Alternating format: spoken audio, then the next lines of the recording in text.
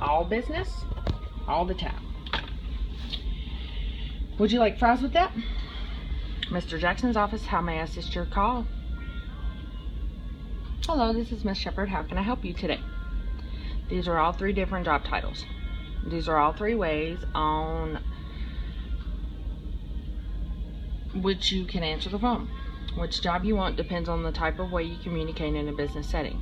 Business is very important, and knowing how to speak in a business environment or the way you speak is extremely important.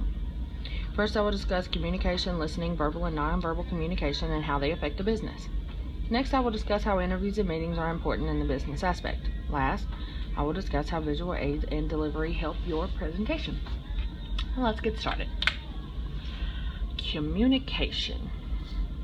Communication is irreversible, meaning you cannot take back what you said no matter how hard you try or how bad you want to. Communication can smooth out what you've already said, but it doesn't mean you will always get what you want. A sender transmits and encodes the message, while a receiver receives and decodes the message. There are different types of communication. Formal communication, which is designed by management and determines who you will talk to get a job. Downward communication, which is letters, faxes, emails, and texts. Upward communication, which is messages from subordinates to superiors. Horizontal communication, which is messages between people of equal power. And communication is one of the most important things I feel in the business aspect. Listening is important as well. It can determine what you've heard or how you've heard it. It can cut down on assumptions if you listen.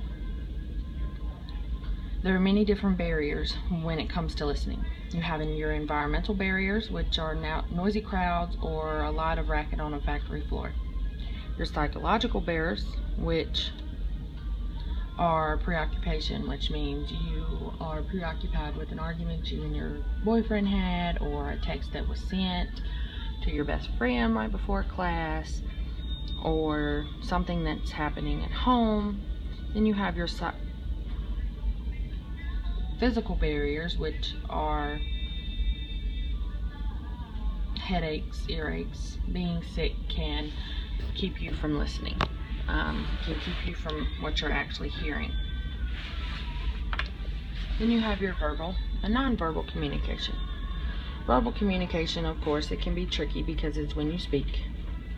You have to be very, very careful when you talk, especially in the business aspect. You need to be sure that you don't use any slang. You don't use trigger words, which if someone is a certain profession and you make fun of it, you could trigger someone. Or you could say something and not mean it in a bad way, but they take it that way and they get mad. No biased language, and always be sure that you keep a positive attitude. Nonverbal communication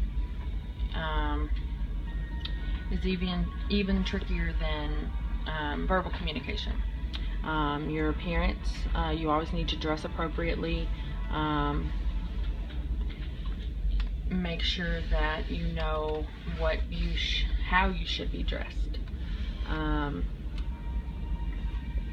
Your face and eyes tell a lot also. Your face can tell if you're annoyed or mad or upset. Your posture's very important, especially if you're in front of a crowd giving a speech. Don't slouch. Stand up straight. Your personal space and distance. People need their personal space. Give it, but not too much, because if you distance yourself too far from someone, it can also send a whole complete different other message. And time is very, very important in business. Always be on time or be early. Never ever be late. Interviews and meetings.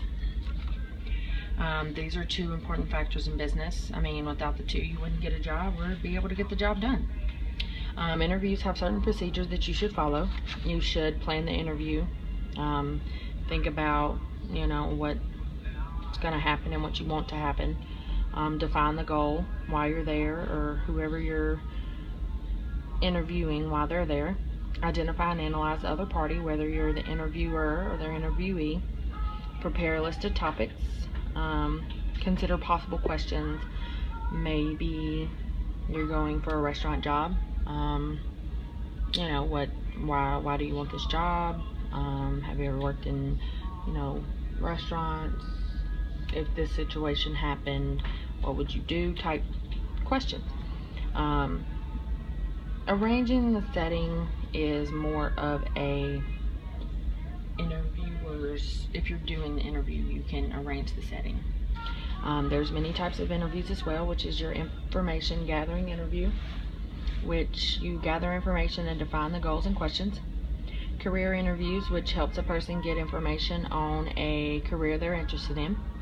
And then your employment interviews, which help a person get closer to a job they've applied for. Meetings can help a business out a good bit as well. It contains the information that employees and employers need to be able to do a job. There are several types of meetings.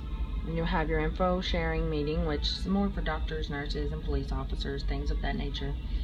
Problem solving and decision making. And then your virtual meetings, which are usually online. When the CEO lives in New York and you live in Texas.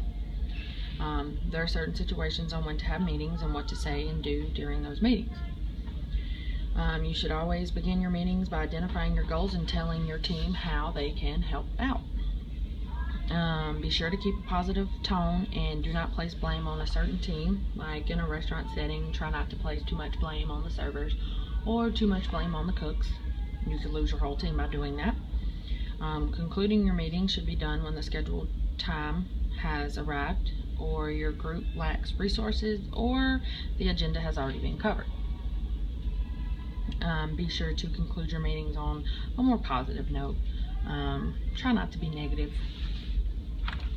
Visual aids and delivery. Visual aids can help you by giving you more of an interesting presentation.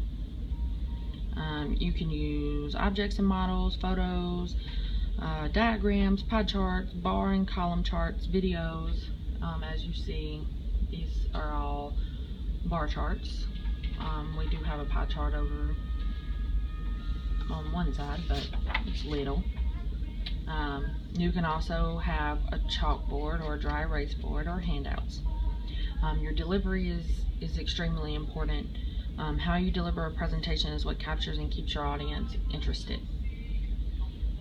A manuscriptured delivery, which means you read word for word off the paper, which more than likely is going to be very boring. No one's going to listen. Everyone's going to be like, oh yeah, whatever, I don't care what they're saying. A memorized delivery, you can kind of throw things in and out. Sometimes you can kind of get lost, and you can put things in where you feel like something needs to go if you think of it as you're doing your presentation. But you've memorized it pretty much word for word. You have it down pat. You know exactly what you're going to do. You also have your extemporaneous delivery, which means it's planned and rehearsed, but it's not memorized. It's up to you to decide what you want to be and to carry through with everything, to get the job you want, to have the career you want, and all that. I've discussed the many different ways and things of a business world. I've discussed how communication, both verbal and nonverbal, can be in a business world. I've also discussed how interviews and meetings help you get a job or to get a job done. And I've also discussed how visual aids and delivery of your presentation make your presentation attention-grabbing and worthwhile. Business is an important aspect of the world, but knowing how to speak in business can get you farther in life than not knowing what you're doing and just trying to wing something all your life. Hope you guys enjoyed it. Have a good winter break.